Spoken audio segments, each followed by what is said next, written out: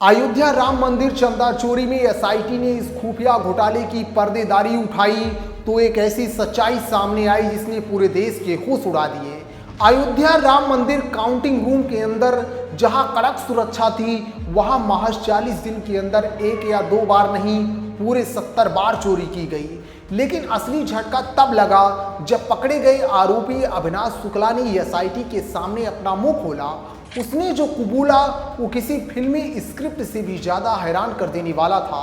लेकिन बात सिर्फ एक आशिक चोर और उसकी गर्लफ्रेंड की नहीं थी। इस पूरे साजिश का सबसे खौफनाक हिस्सा तो उस खुफिया बगीचे और मंदिर के टॉयलेट के अंदर छुपा हुआ था, जिसका खुलासा पुलिस ने आखिरी दिनों में किया।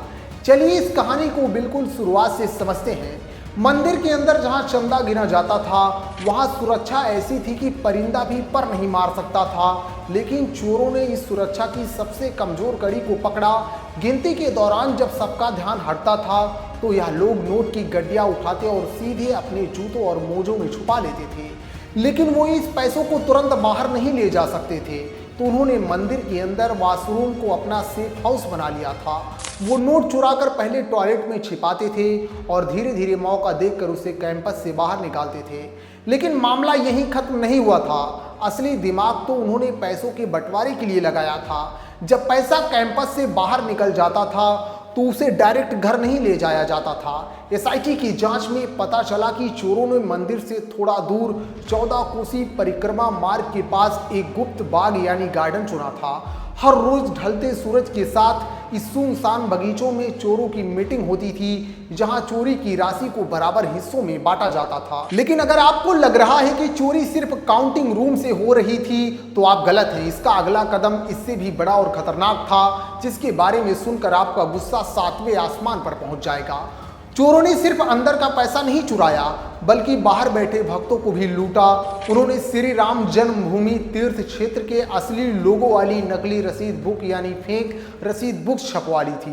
भक्त आते, रसीद कटवाते और सोचते कि उनका चंदा मंदिर के अंदर काम आ रहा है, लेकिन वो पैसा सीधे इन ठगों की जेब में जा रहा था। और तो और इन लोगों ने वीआईपी दर्शन के नाम पर भोले भाले भक्तों से 25-25 हजार रुपए की अवैध वसूली भी शुरू कर दी थी। यहाँ तक कि चढ़ावे में आए सोने को गलाकर उसके बिस्किट तक बनाए जा रहे थे। लेकिन अब सवाल यह उठता है कि इतने बड़े कैंपस में जहाँ इतने सीसीटीवी कैमरे लगे थे, वहाँ यह सब चल कैसे रहा था?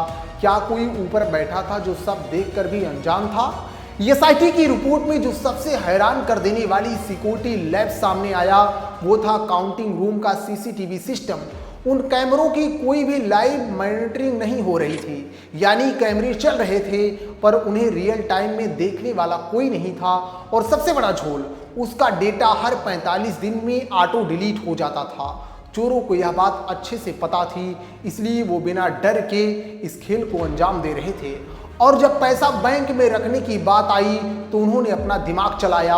सोर्स छुपाने के लिए उन्होंने वो राशि सीधे अपने नहीं बल्कि अपने रिश्तेदारों के अकाउंट में डाली और फिर वहां से घुमाकर अपने पास मंगवाई। लेकिन चोरी कितनी भी शातिर हो, सुराग छूट जाती है। और अब आते हैं उस सबसे बड़े खुलासे पर जिसने इस पूरे घोटाले के आखिरी सच से पर्दा उठाया। जब एसआईटी ने अविनाश शुक्ला को दबोचा और उसकी कॉल डिटेल और बैंक अकाउंट को खंगाला तो पूरा सच पानी की तरह साफ हो गया।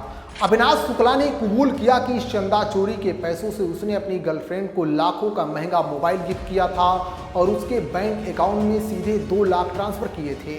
मंदिर का पैसा, भक्तों का विश्वास, एक आशिकी और घोटाले की भेंट चढ़ चुका था। पूरे घोटाले की गहराई को देखते हुए यूपी सरकार ने एसआईटी को जांच के लिए 15 दिन का और एक्सटेंशन दे दिया है, क्योंकि अब सबसे बड़ा सवाल यह है कि क्या यह सिर्फ इन चंद कर्मचारियों की हरकत थी या इस पर्दे के पीछे कोई और बड़ा चेहरा है जिसे बचाने की कोशिश की जा रही है। एसआईटी की नई जांच में और क्या क्या सामने आएगा यह तो वक्त बताएगा, लेकिन इस नए और हैरान कर देने वाले खुलासे पर आपकी क्या राय है? क्या इन चोरों को ऐसी सजा मिलनी चाहिए जो एक मिसाल बने? अपने विचार कमेंट में जरूर लिखिए और ऐसे ही खुफिया अपडेट्स के लिए चैनल को फॉलो और सब्सक्राइब करना मत भूलिए। जय हिंद।